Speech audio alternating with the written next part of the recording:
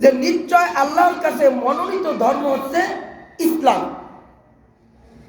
সবচাইতে ভালো ধর্ম, সবচাইতে মনোনীত ধর্ম কি ধর্ম বলেন? ইসলাম। ইসলাম ধর্ম ছাড়া অন্য ধর্ম এতটা ভালো বলা হয় নাই। যে ইসলাম হচ্ছে সবচেয়ে প্রিয় ধর্ম, সবচেয়ে ভালো ধর্ম, আল্লাহ তাআলার কাছে সবচেয়ে ভালো ধর্ম ইসলাম। আল্লাহ পাক রব্বুল আলামিন 3 নম্বর পারার 20 নম্বর পৃষ্ঠা সূরা আলী ইমরানের 85 নম্বর আয়াতে আল্লাহ তাআলা বলেন, ওয়া মাই ইয়াবতাগি গায়রাল ইসলাম দীনা ফালাই ইউকবালা মিন ওয়া হুয়া ফিল আখিরাতি মিনাল খাসিরিন। যে ব্যক্তি ইসলাম ধর্ম ছাড়া অন্য ধর্ম গ্রহণ করবে তার থেকে আল্লাহ পাক রব্বুল আলামিন অন্য ধর্ম গ্রহণ করবে না। তার থেকে কি করবে না? অন্য ধর্ম গ্রহণ করবে না। তারপরে যদি কেউ অন্য ধর্ম গ্রহণ করে, আল্লাহ তাআলা বলেন সে দুনিয়া ও আখিরাতে ওয়া হুয়া ফিল আখিরাতি মিনাল খাসিরিন, সে দুনিয়া ও আখিরাতে ক্ষতিগ্রস্ত হবে। কি হবে? দুনিয়া ও আখিরাতে ক্ষতিগ্রস্ত হবে। তাহলে আমাদের কি করতে হবে? এই ইসলাম ধর্মকে আমাদের অনুসরণ করতে হবে। ইসলাম ধর্ম যদি আমরা অনুসরণ করতে পারি, অনুকরণ করা, তাআলা এই ইসলাম ধর্মের অনুযায়ী এই ইসলাম ধর্ম পালন করার কারণে আল্লাহ তাআলা আমাদেরকে মাফ করে দিতে পারেন। সবাই বলেন সুবহানাল্লাহ। সম্মানিত হাজিরিন, আল্লাহ রাসূল সাল্লাল্লাহু আলাইহি ওয়াসাল্লাম বলেন, ওয়ালিসাউন কাসিয়াত আরিয়াত। আল্লাহ রাসূল সাল্লাল্লাহু আলাইহি ওয়াসাল্লাম বলেন, এই রাত্রে দেখা যায় অনেক নারী পুরুষ আটো খাটো পোশাক পরে ঘোরে। এখন প্রশ্ন যে হুজুর বিকাল ধরে তো কোনো আটো খাটো পোশাক পরা তো কাউকে দেখলাম না। ওই সকল বাবাদেরকে, ওই সকল ভাইদেরকে, ওই সকল পর্দার আড়ালের মা বোনদেরকে বলতে চাই, আজকে আমরা গ্রামে আসি বিদায় আমরা এই ধরনের কালচারগুলো অনেকে দেখতে পারি না, কিন্তু টাউনে দেখা যায়, শহর অঞ্চলে দেখা যায় আজকের রাত্রে অনেক আটো খাটো পোশাক পরে তারপরে তারা আমোদ ফুর্তি করতেছে। এজন্য আল্লাহ পাক রব্বুল আলামিন বলেন, এই আটো খাটো পোশাক কোনো মুসলমান পরতে পারে না। আল্লাহ রাসূল সাল্লাল্লাহু আলাইহি ওয়াসাল্লাম বলেন, দুনিয়াতে যারা আটো খাটো পোশাক পরবে তাদেরকে আল্লাহ রাসূল সাল্লাল্লাহু আলাইহি ওয়াসাল্লাম কি করবেন দেখেন। আল্লাহ রাসূল সাল্লাল্লাহু আলাইহি ওয়াসাল্লাম বলেন, লা ইয়াদখুলুল জান্নাতা ওয়া লা ইয়াজিদানিহা ওয়া ইন্নানি হাহা লা ইউজাদু মি সারিরা। আল্লাহ রাসূল সাল্লাল্লাহু আলাইহি ওয়াসাল্লাম বলেন, কাজা ওয়া কাজা, যে যারা দুনিয়াতে আটো খাটো পোশাক পরিধান করবে, আল্লাহ রাসূল সাল্লাল্লাহু আলাইহি ওয়াসাল্লাম বলেন আল্লাহ তাআলা তাদেরকে লা ইয়াদখুলুল জান্নাতা, তাদেরকে জান্নাত দিবেন না। তাদেরকে কি দিবে না? জান্নাত দিবে না। আল্লাহ রাসূল আরো বলেন, শুধু তাই নয়, তারা জান্নাতের ঘেরানো পাবে না। আর যারা মুমিন বান্দা এরা 500 মাইল দূরের থেকে জান্নাতের ঘেরান পাইতে থাকবে। এজন্য সম্মানিত হাজিরিন, এই রাত্রে এবং এই বিশেষ বিশেষ দিনে আমাদের কোনো রকম ভাবে আটো খাটো পোশাক এটা পরিধান করা যাবে না। আল্লাহ তাআলা আমাদের সবাইকে এই ধরনের ফাহিশা কাজ হতে বিরত থাকার মতন যেন তৌফিক এনায়েত করেন। সবাই বলেন আল্লাহুম্মা আমিন। আল্লাহ পাক রব্বুল আলামিন বলেন, ওয়াল্লাযীনা ইউযুনাল মুমিনিনা ওয়াল মুমিনাত বিগাইরি মাকতাসাবু ফাকাদ ইহতামালা বুহতানা ওয়া ইসমান মুবিনা। আল্লাহ পাক রব্বুল আলামিন বলেন, এই রাত্রে অনেকে দেখা যায় আতশবাজি ফুটাবে। কি করবে? আতশবাজি ফুটায়। ওয়াল মুমিনিনা বিগাইরি মাকতাসাবু, অনেক মুমিন বান্দাদেরকে তারা কষ্ট দেয়। কি দেয়? অনেক মুসলমান ভাইদেরকে তারা এই আতশবাজি ফুটাইয়ে তারা অনেক কষ্ট দেয়। এই কষ্ট দেওয়ার কারণে আল্লাহ তাআলা তাদেরকে গুনাহ বহন করাইয়া তারপর আল্লাহ তাআলা দুনিয়ার থেকে তাদেরকে নিয়ে যাবেন। এজন্য সম্মানিত হাজিরিন, সম্মানিত যুবক ভাইদেরকে বলবো, এই রাত্রটা হচ্ছে ইবাদতের রাত্র। এই রাত্রে কোনো রকম ভাবে আতশবাজি ফুটাইয়া, গান বাজনা বাধ্য করিয়া, অশ্লীল কাজ করিয়া এই রাত্রটাকে কাটানো যাবে না। খেয়াল রাখতে হবে যে আমার থেকে একটা বছর চলে গেল, এই একটা বছরে আমি কি কাজ করলাম, কি আমল করলাম। এজন্য সম্মানিত হাজিরিন, এরকম ফিকির আমাদের করতে হবে। তারপরে আবার দেখা যায় এই রাত্রে অনেক যুবক ভাইরা অনেক জায়গায় আজকে গান বাজনার আয়োজন করেছে, গান বাদ্যের আয়োজন করেছেন। আল্লাহ রাসূল সাল্লাল্লাহু আলাইহি ওয়াসাল্লাম বলেন, সুব্বা ফি উযুনাইহিল আনুকু ইয়াউমাল কিয়ামা। আল্লাহ রাসূল সাল্লাল্লাহু আলাইহি ওয়াসাল্লাম বলেন, যারা গান শুনবে কিয়ামতের দিন আল্লাহ তাআলা তাদেরকে লোহা গরম করিয়া, কি গরম করিয়া? লোহা গরম করিয়া তাদের কানের ভিতরে এবং সীসা গরম করিয়া আল্লাহ তাআলা তাদের কানের ভিতরে দিয়ে দিবেন। নাউজুবিল্লাহ। দেখেন এই গান বাজনা শোনা কতটা অপরাধ। আজকে অনেক যুবক ভাইরা আজকের এই রাত্রটাকে কতটা আনন্দতে কাটাবে, কিন্তু ওই আনন্দ তো মুসলমানদের ধর্ম না। মুসলমানদের ধর্ম বলেন, মুসলমানদের ধর্ম না। যদি তারা এই ধরনের কাজকর্ম করে মুসলমানদেরকে কষ্ট দেয়, তাহলে তারা কি জান্নাতে যাইতে পারবে? পারবে না। এজন্য সকল যুবক ভাইদেরকে বলতে চাই, আপনারা গান বাজনা এই রাত্রে করবেন না। এখন প্রশ্ন যে হুজুর এই রাত্রে গান বাজনা করবো না, ঠিক আছে, চাঁদের রাইতে তো করা যাবে নাকি? চাঁদের রাইতে করা যাবে? কথা না, চাঁদের রাইতে করা যাবে? জোরে বলেন, চাঁদের রাইতে করা যাবে? যেমনি ভাবে এই রাত্রে গান বাজনা করা যাবে না, এই রাত্রে গান বাজনা করা হারাম, তদ্রূপ ভাবে চাঁদের রাত্রে করাও হারাম। বিশেষ বিশেষ যে দিনগুলো আসবে ওই দিনগুলোতে এই গান বাজনা বাদ্য করাও, আতশবাজি ফোটানো হারাম। এজন্য সকলকে বলবো, গান বাজনা বাদ্য এগুলো করা যাবে না। যদি এগুলো করেন তাহলে কোনো মুমিন বান্দা যদি এর দ্বারা কষ্ট পায়, এই কষ্ট পাওয়ার কারণে সমস্ত গুনাহ দায় ভর সব আপনার আমল নামায় যাবে। আপনি গেলে নিবেন? এজন্য সম্মানিত হাজিরিন, এই সকল ফাহিশা কাজ হতে আমরা সকলে বিরত থাকব।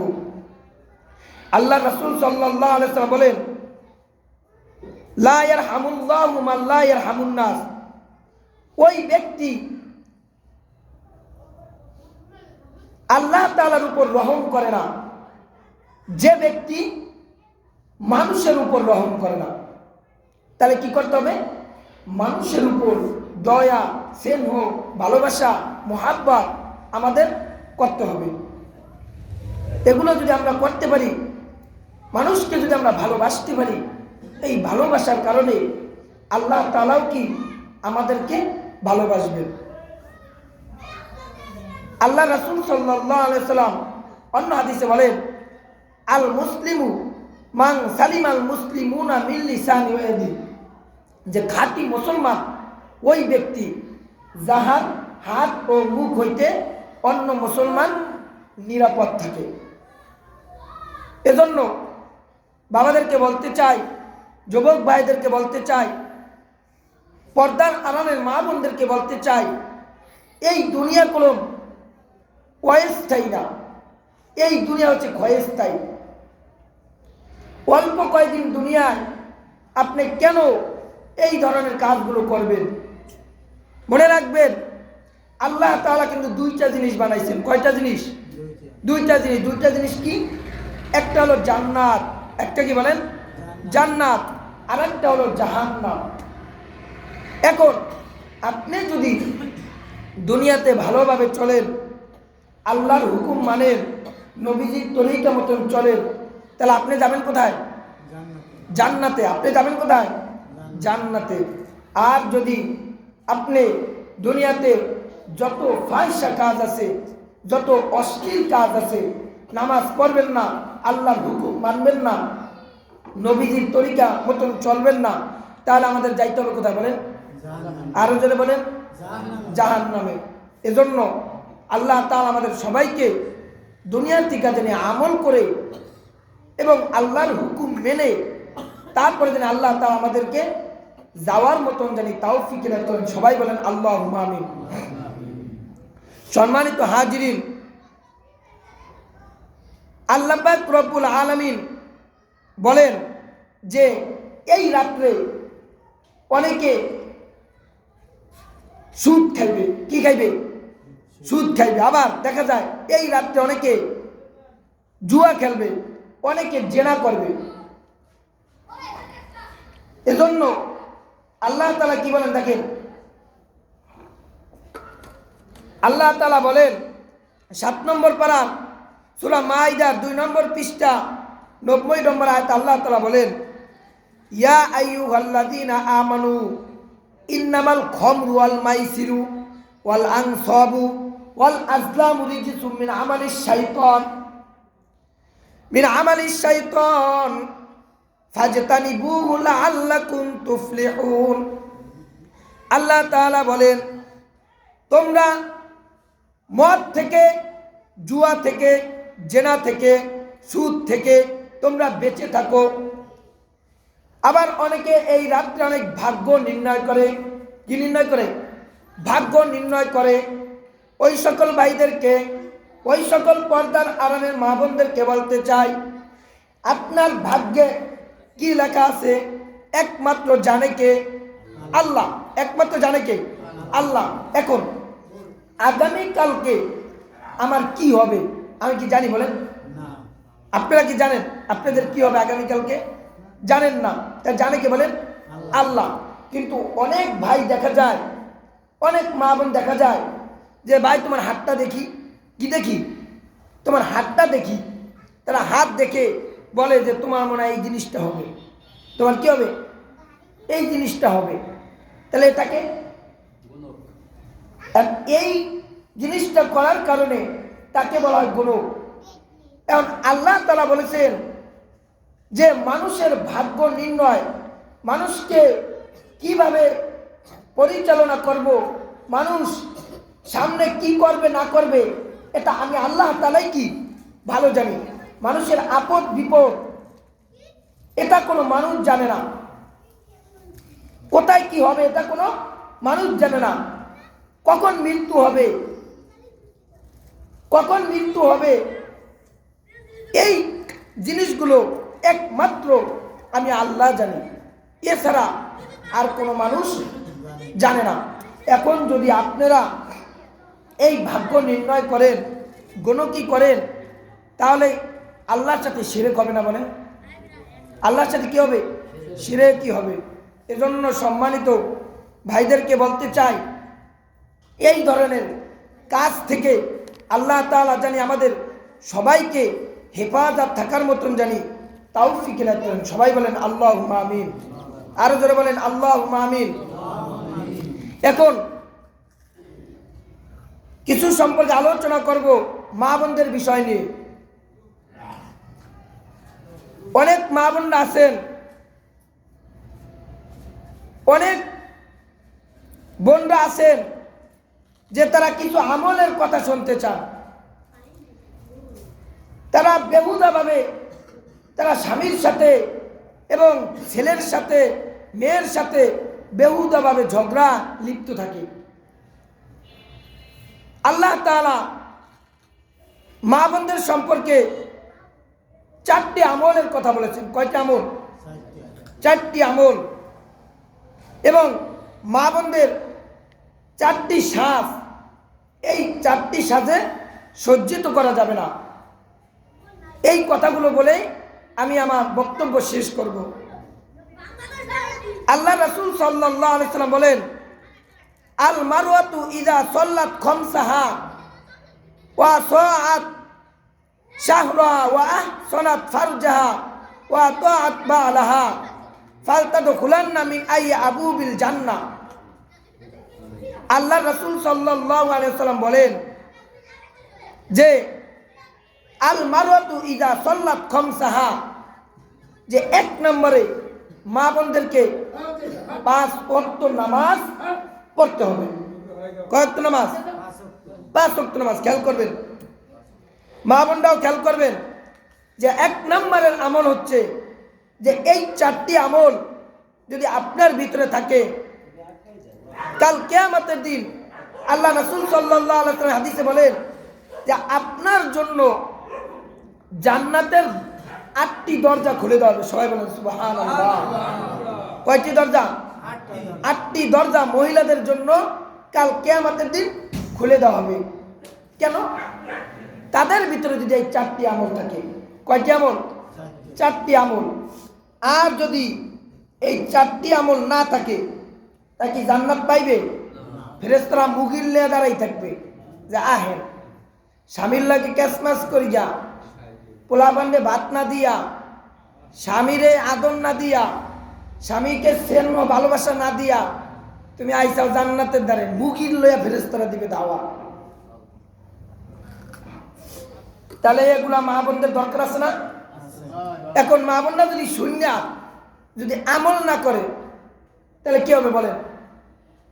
কোনো কাজে আসবে? এজন্য মা বোনদেরকে বলতে চাই, কোন পুরুষ আপনাদের বিরোধিতা করে না, আপনাদের স্বামীরা আপনাদের বিরোধিতা করে না। তারা এতটুকুই চায় যে আপনারা তাদের সাথে একটু ভালো ব্যবহার করেন। কি বলেন? আপনারা এটা চান না? জোরে বলেন, আপনারা চান যে আপনাদের স্ত্রীরা আপনাদের সাথে ভালো ব্যবহার করুক? জোরে বলেন, চান কিনা? এজন্য ওই সকল মা বোনদেরকে বলতে চাই যে আমার সামনে যেই পুরুষরা আছে তারাও চায় যে আপনারা জানি তাদের সাথে একটু ভালো ব্যবহার করেন। বাসায় গেলে জানি আপনারা জানি তাদেরকে একটু স্নেহ আদর ভালোবাসা দেন। এই জিনিসটা তারা চায়। এজন্য আল্লাহ রাসূল সাল্লাল্লাহু আলাইহি সাল্লাম বলছেন, আল মারওয়াতু ইযা সাল্লাত খামসাহা, যে 1 নম্বর আমল 5 ওয়াক্ত নামাজ। 1 নম্বর আমল কি বলেন? 5 ওয়াক্ত নামাজ। এই 5 ওয়াক্ত নামাজ যদি কোনো মহিলা পড়তে পারে, এই পড়ার কারণে আল্লাহ তাআলা কাল কিয়ামতের দিন তাদেরকে জান্নাতের 8টি দরজা খুলে দেওয়া হবে। এটা 1 নম্বর আমল। সবাই বলেন সুবহানাল্লাহ। এজন্য মা বোনদেরকে বলবো, আপনাদের জরুরত ব্যতীত আপনারা নামাজ কখনো কি ছাড়বেন না। এখন অনেক বাবারা আছেন, তারা আবার মনে করে যে খাবারের সময় হয়ে গেলে এখন যদি বলে যে খাবার দাও, খেয়াল করবেন মাসআলা, যদি বলে খাবার দাও, ইন দি মিন টাইমে যদি আপনার নামাজের সময় হয়ে যায়, তাহলে আপনি কি করবেন? ওই সময় আপনি আপনার স্বামীকে বলবেন যে স্বামী, নামাজের তো সময় শেষ হয়ে যাইতেছে, নামাজের সময় শেষ হয়ে যাইতেছে, নামাজটা একটু আদায় করে নিন। আর যদি আপনি বলেন যে কাম নাই কাজ নাই, কোথার থেকে আইসে আই খালি ভাত দাও, এ দাও, ও দাও, হ্যাঁ বাড়ি গিয়ে খাও দেয়া, তাহলে কি এই ধরনের কথাবার্তা যদি বলেন, তাহলে ওই সময় আপনার সাইজ করা হয়ে যাবে। আর যদি বলেন যে না, স্বামী একটু লেট করেন, সন্তানদেরকে একটু বলেন যে একটু ওয়েট করো, আমি সালাদটা আদায় করে, নামাজটা আদায় করে তারপরে তোমাদের খানা দিতেছি, এরকম নর্ম ভাষায় যদি আপনারা কথা বলেন, তাহলে তারাও আপনাদের ব্যবহারে সন্তুষ্ট হয়ে যাবে। কি বলেন? ঠিক না ঠিক? এজন্য আল্লাহ রাসূল বলছেন 4টা আমলের 1 নম্বর আমল হচ্ছে 5 ওয়াক্ত নামাজ পড়া। ওয়া সামাত শাহরাহা। 2 নম্বর আমল হচ্ছে রমজানের রোজা রাখা। কি রাখা? রমজান মাসের রোজা রাখা। এখন যদি অনেকে ভাবেন যে সারাদিন কাম করিয়া কাজ করিয়া পোলাপান পাইলা আবার রোজা থাকতে কি পারা যায়? আবার অনেক মা বোনরা দেখা যায় যে তাদের চেহারা নষ্ট হয়ে যাবে। আবার অনেক বাবারা দেখা যায় যে না মা তোমার রোজা থাকা লাগবে না। কিন্তু খেয়াল করতে হবে, এই ধরনের কথা যদি কোনো পুরুষ কোনো মহিলাকে বলে, কোনো বাবা যদি কোনো মেয়েকে বলে, এবং কোনো স্বামী যদি স্ত্রীকে বলে যে না মা তোমার রোজা থাকা লাগবে না, কি না স্ত্রী তোমার রোজা থাকা লাগবে না, যদি বাবা মেয়েকে বলে যে না মা তোমার রোজা থাকা লাগবে না, খেয়াল করবেন। আবার যদি কোনো স্বামী কোনো স্ত্রীকে বলে যে না তোমার রোজা থাকা লাগবে না, তাহলে মনে রাখবেন যদি কোনো রকমভাবে সে রোজা না থাকে, এই যে রোজা না থেকে যেই পরিমাণ গুনাহ হলো, এই গুনাহ দায়ভার সব আপনার আমল নামায় যাবে। তাহলে আপনি কি করতে হবে? যদি আপনার মেয়ে বালেগা হয় তাহলে তাকে রোজা থাকার জন্য আদেশ দিতে হবে। এজন্য খেয়াল করতে হবে মহিলাদের 2 নম্বর আমল রোজা রাখা। রমজান মাসের রোজা রাখা, জরুরত ব্যতীত বাকি দিনগুলো রোজা রাখা। তারপরে ওয়া তাআত বালাহা। আল্লাহ রাসূল সাল্লাল্লাহু আলাইহি ওয়াসাল্লাম বলেছেন যে নিজের লজ্জা স্থানকে হেফাজত রাখা। কি রাখা? লজ্জা স্থানের হেফাজত রাখা। কোনো মা বোন যদি নিজের লজ্জা স্থানকে হেফাজত রাখতে পারে, শরমের কিছু নাই, মাসআলা জানতে হবে। এখন আপনি শরম নিয়ে বয়ে রইলেন, মাসআলা মানলেন না, মন গড়া চললেন, তাই তো আপনি জাহান্নামে যাইতে হবে। এজন্য খেয়াল করতে হবে নিজের লজ্জা স্থানকে হেফাজত রাখতে হবে।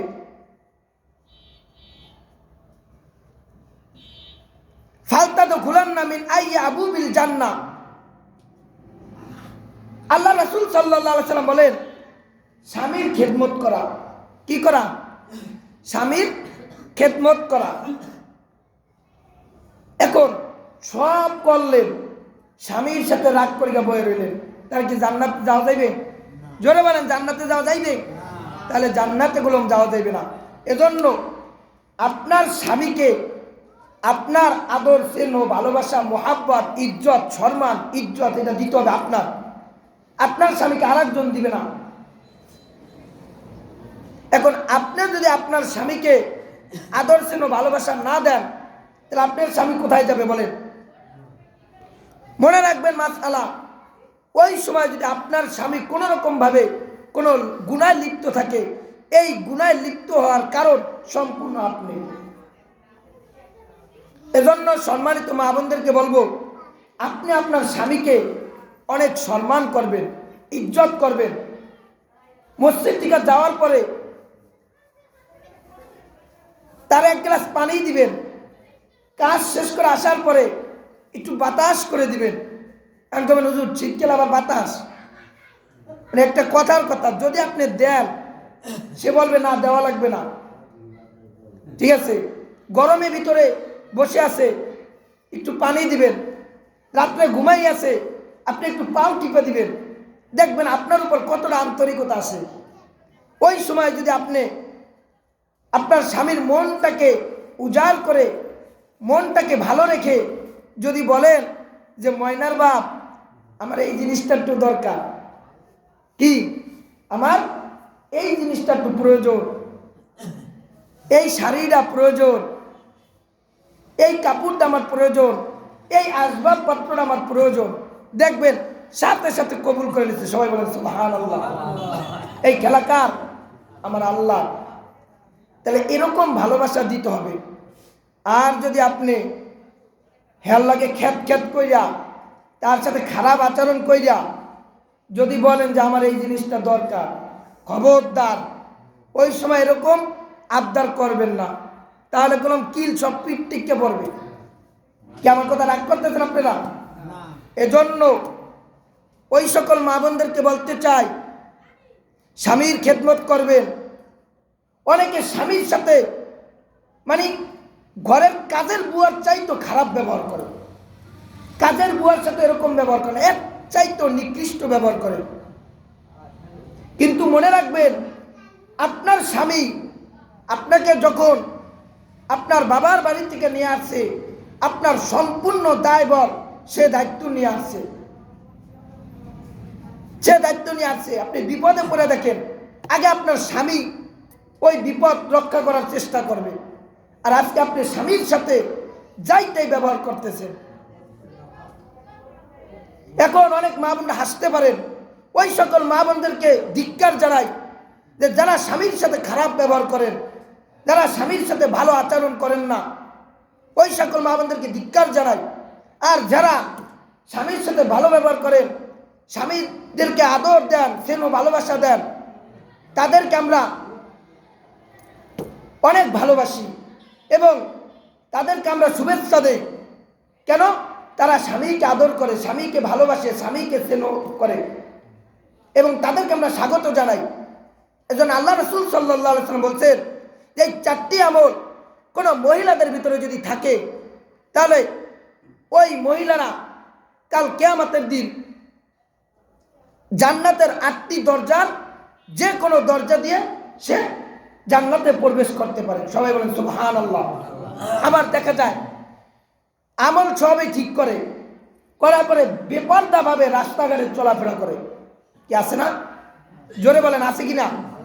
আচ্ছা, আপনি 5 ওয়াক্ত নামাজ পড়লেন, আল্লাহর হুকুম মানলেন, বেপরদাভাবে রাস্তায় চললেন, তাহলে কি গুনাহ হবে না? গুনাহ হবে কি না বলেন? এজন্য মা বোনদেরকে বলবো, বেপরদাভাবে চলা যাবে না। কবিরা একটা ইসলামী সঙ্গীত এই পর্দার সম্পর্কে বলছেন, আমি কি বলবো? আপনারা বললে আমি বলবো। আচ্ছা, সবাই খেয়াল করে শুনেন। কি আর বলবো রে ভাই, তোকের কথা শরম লাগে মনে, নারী জাতি পর্দা ছেড়ে রাস্তাঘাটে নামে। কি আর বলবো রে ভাই, তোকের কথা শরম লাগে মনে, নারী জাতি পর্দা ছেড়ে রাস্তাঘাটে নামে। এই যুগেরই মেয়েগুলা কাইটা মাথার চুল, সেই চুলেরই ফাঁকে ফাঁকে দিচ্ছে রঙের দুল। এই যুগেরই মেয়েগুলা কাইটা মাথার চুল, সেই চুলেরই ফাঁকে ফাঁকে দিচ্ছে রঙের দুল। মানিজ্যতের মাথা খেয়ে ঘুরছে পথে পথে, মানিজ্যতের মাথা খেয়ে ঘুরছে পথে পথে, নারী জাতি পর্দা ছেড়ে রাস্তাঘাটে নামে। কি আর বলবো রে ভাই, দুঃখের কথা শরম লাগে মনে, নারী জাতি পর্দা ছেড়ে রাস্তাঘাটে নামে। কিছু কিছু মেয়ে দেখি রাস্তাঘাটে ঘোরে, রঙে রঙের বোরকা পরে মুখটা খালি করে। ঠিক না বেটি? আরো জল বলেন, ঠিক না বেটি? কিছু কিছু মেয়ে দেখি রাস্তাঘাটে ঘোরে, রঙে রঙের বোরকা পরে মুখটা খালি করে, তাই দেখিয়া যুবকরা সব ওদের পিছে ঘোরে, তাই দেখিয়া যুবকরা সব ওদের পিছে ঘোরে, নারী জাতি পর্দা ছেড়ে রাস্তাঘাটে নামে। কি আর বলবো রে ভাই, দুঃখের কথা শরম লাগে মনে, নারী জাতি পর্দা ছেড়ে রাস্তাঘাটে নামে। পর্দা ছাড়া আর চলো না ওয়ে আমার মা বোন, পর্দা ছাড়া চলবে যখন গজব আসবে তখন। পর্দা ছাড়া আর চলো না ওয়ে আমার মা বোন, পর্দা ছাড়া চলবে যখন গজব আসবে তখন। পর্দা ছাড়া আর চলো না, পর্দা মেনে চলো রে, পর্দা ছাড়া আর চলো না, পর্দা মেনে চলো রে, নারী জাতি পর্দা ছেড়ে রাস্তাঘাটে নামে। কি আর বলবো রে ভাই, দুঃখের কথা শরম লাগে মনে, নারী জাতি পর্দা ছেড়ে রাস্তাঘাটে নামে। আচ্ছা, এই গজলটা যে বললাম, এই সালিসটা যে বললাম, একটাও মিথ্যা কথা আছে? আচ্ছা, আমার জানা মতে আমি দেখি না যে বোরকা পরা কোনো মেয়ে মাদ্রাসার থেকে আড়াই গেছে। আপনাদের জানা আছে? কথা বলেন। নাই। আচ্ছা, কলেজে পড়ে বেপরদা ভাবে গেছে, এরকম কোন মেয়ে আপনাদের এই এলাকা আছে যে বাড়ির থেকে বের হইছে? স্কুলের থেকে কি কলেজের থেকে হারাই গেছে? আপনাদের এরকম আছে? আরে মেয়া আপনি আমি জানেন না, আপনি না জানলে কেমন জানি না, আছে। এখন দেখেন, পর্দা এমন একটা জিনিস, কোন মা বোন যদি পর্দায় থাকে, বোরকা পরে যদি যায়, যুবকরা এবং বৃদ্ধ বাবারা তাদেরকে সম্মান করে।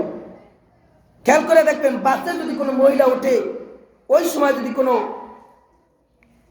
পুরুষ থাকে, ইন্ডিভিজুয়াল যদি কোনো সিট না থাকে, দেখবেন ওই পুরুষটা ওই মহিলাকে সিটটা সারিয়ে দেয়। কি দেয় না? কেন? তার ওই পর্দার মর্যাদা, এটা আল্লাহই তাকে দিয়ে দিয়েছেন। এই মর্যাদা কে দিয়েছেন? মর্যাদা কে দিয়েছেন? আল্লাহ দিয়ে দিচ্ছেন। আর যদি কোনো সুন্দরী মাইয়া হাইজা গুজা লিপস্টিক দিয়া একটা ডগ মতন টাইট ফিটিং জামা পরিয়া যদি যায়, হ্যাঁ, উঠবে, নাউজুবিল্লাহ বলে, নাউজুবিল্লাহ বলে, ওই যুবকরা ওইটা দেখে তারা আরো দেখতে থাকবে, তারা টিপির মতন দেখতে থাকবে। আবার মনে মনে তার ভিতরে একটা চিন্তা চেতনা আসবে, হায় রে, তার সাথে যদি একটু কথা বলতে পারতাম, তার নাম্বারটা যদি কোনো রকম নিতে পারতাম। বানানো কোনো কথা বলি না, বাস্তবের কথা বলি। এজন্য সম্মানিত মা বোনদেরকে বলতে চাই, 4টা আমল আপনাদের করতে হবে। যদি এই 4টা আমল আপনারা ধরে রাখতে পারেন, জান্নাতের যে কোনো দরজা দিয়ে আপনারা জান্নাতে প্রবেশ করতে পারবেন। 1 নাম্বার 5 ওয়াক্ত নামাজ, 2 নাম্বার লজ্জা স্থানের হেফাজত, 3 নাম্বার রমজান মাসের রোজা, 4 নাম্বার স্বামীর খিদমত। এই 4টা আমল মহিলাদের করতে হবে। এখন 4টা সাজ মহিলাদের সাজা যাবে না, এগুলো আমরা অনেকে জানি না, আবার অনেকে জানি। যারা না জানি আজকে জেনে নেব, এবং সামনে যেই যুবক ভাইরা আছেন, বাবারা আছেন, এরা ওই মেসেজটা বাসায় জানাই দিবেন। 1 নাম্বার ঘণ্টাযুক্ত নুপুর। কি নুপুর বলেন? ঘণ্টাযুক্ত নুপুর। এই ঘণ্টাযুক্ত নুপুর কোনো মহিলা পরিধান করতে পারবে না। যদি কোনো মহিলা ঘণ্টাযুক্ত নুপুর পরে, এই 4টা কাজ যদি কোনো মহিলাদের ভিতর থাকে, এই 4টা কাজের কারণে ওই মহিলা জাহান্নামে যাইতে হবে। সবাই বলেন নাউজুবিল্লাহ। তাহলে 1 নাম্বার হলো ঘণ্টাযুক্ত নুপুর, এটা কোনো মহিলার পরিধান করা যাবে না। আল্লাহ তাআলা আমাদের সকল মা বোনদেরকে এই ঘণ্টাযুক্ত নুপুর থেকে বেঁচে থাকার মতন জানি তৌফিক দান করেন। সবাই বলেন আল্লাহুম্মা আমিন। এখন প্রশ্ন যে হুজুর, ঘণ্টাযুক্ত নুপুর পরলে সমস্যাটা কি? ঘণ্টাযুক্ত নুপুর পরলে সমস্যাটা কি? খেয়াল করবেন, কোনো মহিলা যদি রাস্তা দিয়ে হেঁটে যায়, আর যদি তার পার ভিতরে চিনচিন করে আওয়াজ হয়, আর ওই পাশে যদি কোনো যুবক থাকে, খেয়াল করবেন, ওই সময় ওই যুবক কি ওই নারীর দিকে তাকাবে না? মহিলার দিকে তাকাবে না? তার ভিতরে কোনো লোভ লালসা আসবে না? এটা কি গুনাহ হবে না? আর যদি তার ওই নুপুরটা যদি কোনো আওয়াজ না হতো, যদি শব্দ না হতো, তাহলে যুবকটা কি তাকাইতো? জোরে বলেন, তাকাইতো? আচ্ছা, এখন যে ঘণ্টাযুক্ত নুপুরটা যেই মহিলা পড়ছে, এর গুনাহ হবে না যেই যুবক তাকাইছে তার গুনাহ হবে? বলেন। আচ্ছা, আমি বুঝাই দিতেছি। এখন এইখানে যদি আমি তেঁতুল আইন না বলি, খেয়াল করবেন, তেঁতুল আইন না বলি, যে এই তেঁতুল আপনারা সবাই দেখবেন, কি করবেন? সবাই তেঁতুল দেখবেন, জিব্রা যার পানি আসবে জিব্বা কাট গেলাম, বুঝাইতারি নাই। তেঁতুল লাগাইলাম, জিব্বা যার পানি আসবে জিব্বা কাট গেলাম, তাহলে হবে? আবার এইখানে আমি শিরা ফেলাইলাম, যে আমি শিরা ফেলাইলাম, কোনো দোষ নাই, কোনো পিপিলিকা আসলে পিপিলিকা মারি গেলাম, এটা কি কোনো আইন হইল? তাহলে কি করতে হবে? তেঁতুল লাগানো বন্ধ করতে হবে, শিরা ফেলানো বন্ধ করতে হবে। তেঁতুল লাগানো যদি আমরা বন্ধ করতে পারি, শিরা ফেলানো যদি বন্ধ করতে পারি, তদ্রূপভাবে আমাদের জিহ্বার বাণী আসা এবং পিপিলিকা আসা বন্ধ হয়ে যাবে। বুঝাইতে পারছি? আচ্ছা, এখন যদি আমি ঘন্টা যুক্ত নুপুর পরিয়া আমি রাস্তা দিয়া গড়লাম আর যুবক দোষ দিলাম যে যুবকরা খালি নির্যাতন করে, আরে ভাই তুমি বোরকা পরে বাইরাও, তারপরে যদি তোমার নির্যাতন করে তারপরে এটা কঠিন আকারে দেখা হবে। এজন্য